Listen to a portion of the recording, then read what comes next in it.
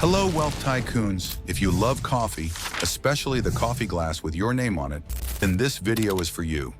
Yes, you guessed it right. We are talking about Starbucks today. Howard Schultz is a genius who made a small coffee shop famous worldwide. Howard's journey began in Brooklyn, New York, where he grew up in a poor home. Howard had big dreams and was determined to make them come true, even though life was difficult. After a few years, he came across a small business in Seattle called Starbucks. At that time, it was mostly selling coffee beans and not serving coffee. This man created a coffee chain with more than 35,000 shops around the world. What happened next? There is always spice in the story. Let's look for some in Starbucks' creation. Let's get started.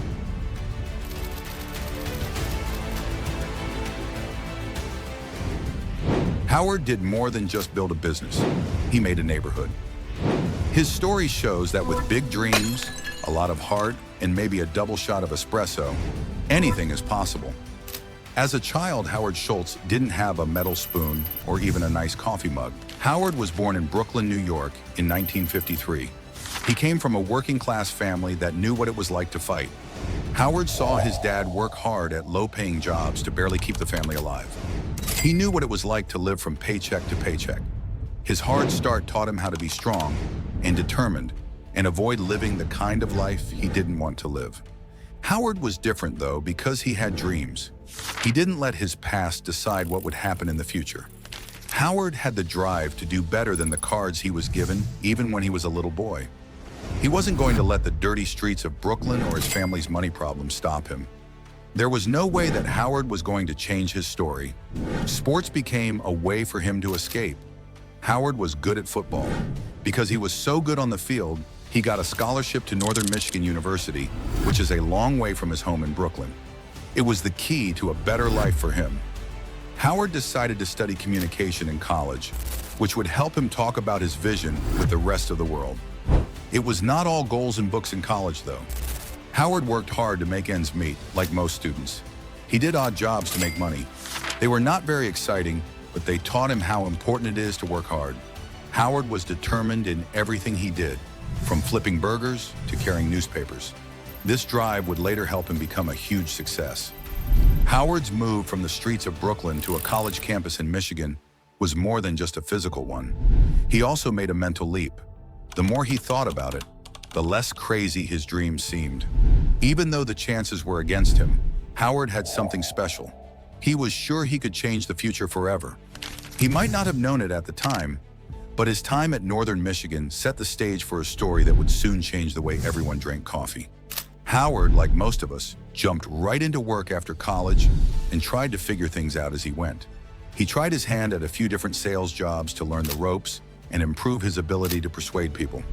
Then, while working for a company that sold coffee machines, he happened upon something interesting. Starbucks, a small business in Seattle, kept buying a lot more coffee makers than anyone else.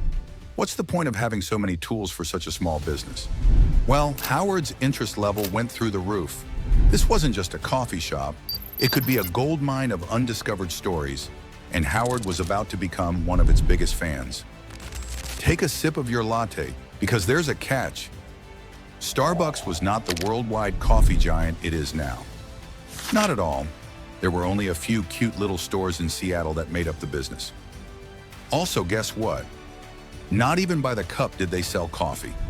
Starbucks was all about selling good coffee beans and tools for making coffee. They hadn't even thought about serving drinks. But Howard, he saw something that no one else did. He chose to fly out and check out this strange little coffee shop. It was like walking into a coffee-filled wonderland when he walked into the first Starbucks at Pike Place Market. There was a strong smell of newly roasted coffee beans in the air, lots of coffee-related items on the shelves, and the founders were really into what they did.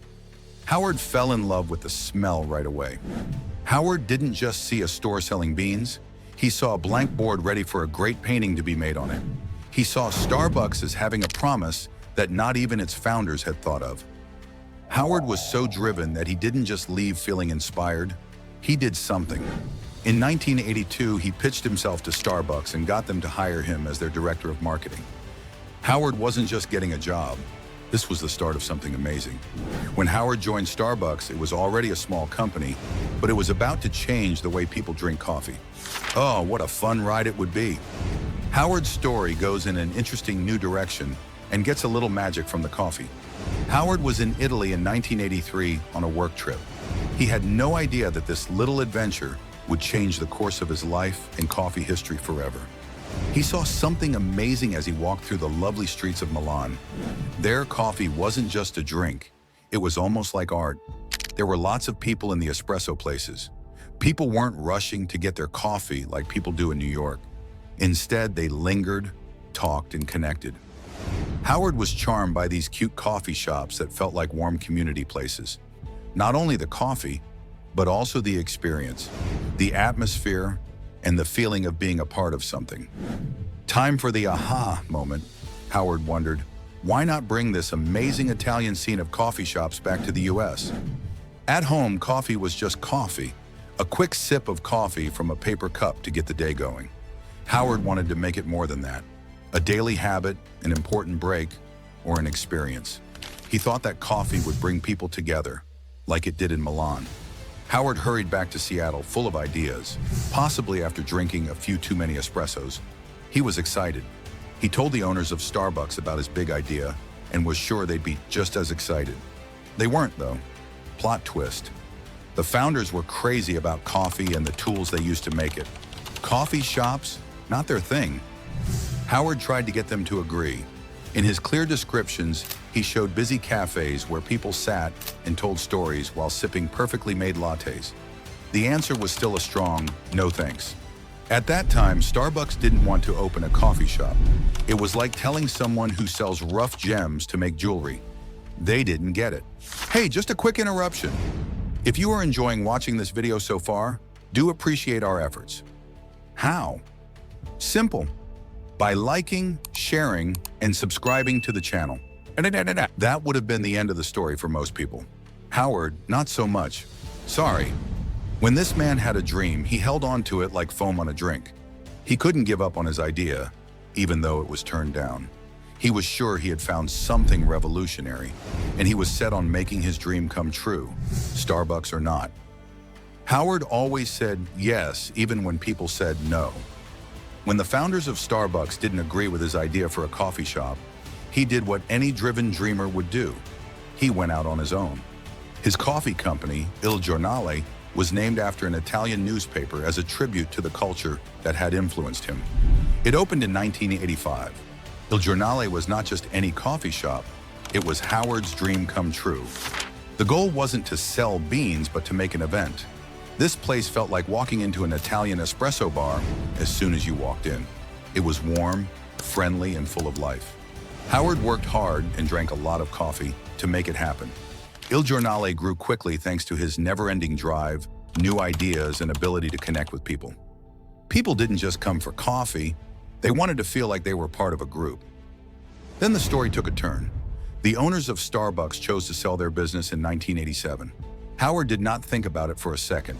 He swooped in like a superpowered coffee drinker and paid $3.8 million to buy Starbucks. Then he combined it with Il Giornale and became the official head of the company that had given him his start in business just a few years before. Howard was not just in charge of a coffee shop, he was also in charge of a brand that had a huge amount of promise. Now that Howard was in charge, it felt like going full circle. He was ready to lead Starbucks on a trip that would change the way people around the world drank coffee. Howard promised to make Starbucks something special, and boy, did he deliver. His plans were as big as a double shot of espresso. Howard Schultz had a plan for Starbucks from the start that went far beyond coffee. He didn't just want a place where people could get a drink and leave right away. Howard had bigger hopes, though. People should be able to go to Starbucks between the busyness of work and the safety of home. So he called it a third place, a warm and cozy spot where you could relax, talk with friends, or even get things done with a caramel macchiato by your side. Howard changed the game because he was so focused on the little things that most people would miss. He thought that Starbucks sold more than just coffee. It sold an experience, and every part of that experience was important. He worked hard to make the store's designs feel warm and friendly. It was nice and cozy in there, with just the right amount of light and the smell of fresh coffee. Just magic. Even the background music was carefully chosen to set the right mood. It was calm enough to have a conversation, but lively enough to keep you sipping happily. Then there were the baristas. Howard knew that they were the best part of going to Starbucks. He taught them how to do more than just make great coffee. He also taught them how to talk to people. They knew names and orders and made each visit feel like it was their own. Giving someone a cup wasn't enough. It was also about letting them know you saw them. What was the end result of all this? Not even close to amazing. Howard was in charge of Starbucks when it not only grew, it exploded. It was more than just a coffee shop by the mid-1990s. It was a part of culture. Now, bringing a Starbucks cup wasn't just a way to get a drink, it was a statement. It made me feel like I was a part of something cool. Starbucks was no longer just a brand, it was a way of life. Even Howard Schultz had some rough spots along the way in the story of Starbucks. It may look like a long, smooth coffee wave. Not everyone was happy as the company grew around the world. Some people didn't like how quickly and how big Starbucks had grown. "It's lost its spirit," they cried out. They really did have a point. When you go from a few small, cozy coffee shops to thousands of places around the world, it's tough to keep that magic alive. Howard was not afraid to make the hard choices because he was a creative leader. He knew that Starbucks was more than just coffee. It was about quality, community, and making each customer's experience unique. It was important to him that those principles didn't get lost. Then 2008 came along. Bring on the emotional music.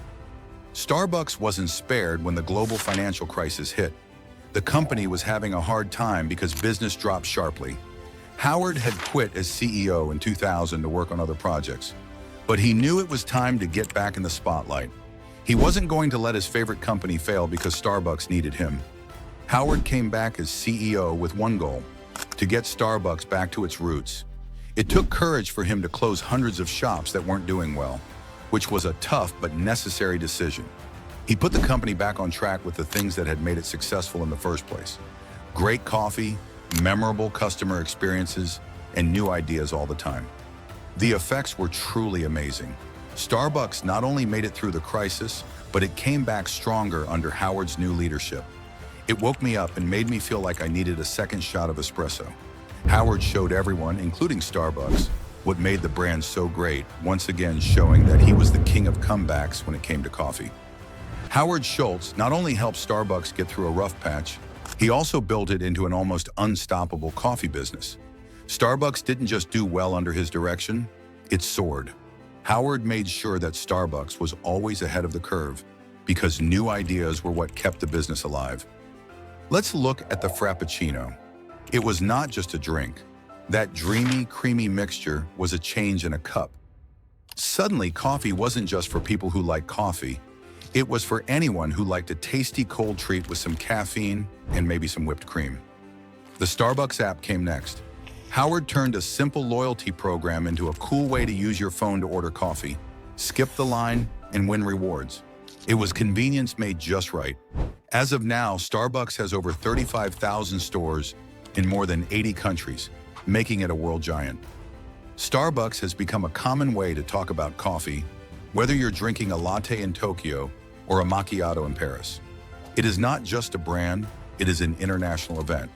If you are enjoying the video so far, do check out other videos as well.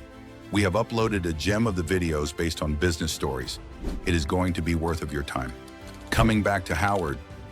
Though Howard had a lot of success, he never forgot where he came from. This is what makes him truly unique. He was born into a poor working-class family and remembers how hard it was. He made it his goal to help others. Starbucks was one of the first businesses to give health insurance to part-time workers while he was in charge, which was a big deal in the business world. He also started programs to help education, like the Starbucks College Achievement Plan, which helps workers finish college.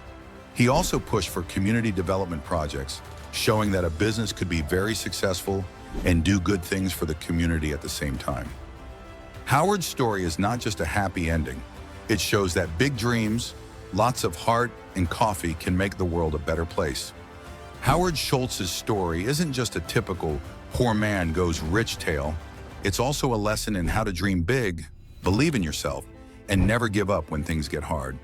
It means seeing opportunities where others see just another cup of coffee and having the guts to make a simple idea famous all over the world. Howard turned Starbucks into more than just a coffee shop. It became an icon in the world. Many people find peace in their busy days there, and it's where first dates happen and students study for tests. Starbucks isn't just about coffee, it's also about community, comfort, and making friends. Howard wanted it to be a third place between home and work, and he made it that way with a sense of warmth and purpose that made people love it. Amazingly, it all began with a kid from Brooklyn who came from a poor family and wished for a better life. Howard didn't come from a rich family, but he was tough, determined, and had a big dream. He saw more than just coffee beans and making gear. He saw the chance to make a place where people could meet and talk, one cup at a time. Howard stayed true to his roots even after he had a lot of success. Not only did he build Starbucks on good coffee, but also on good care for workers, customers, and communities. By paying for education programs and giving health insurance to part-time workers, he showed that businesses could be both very successful and very human. The story of Howard Schultz shows that dreams can come true if you work hard at them and are passionate about them, and maybe drink some coffee too. Starbucks is more than just a coffee chain. It's the memory of a man who was brave enough to think outside the box and make his dream a daily habit for everyone. So what are your views on Starbucks and its success strategy? Share with us in the comments section below. If you enjoyed watching the video, don't forget to like, share, and subscribe to the channel. Also, for better business understanding, don't forget to go through the business success stories on our channel. See you soon in another video.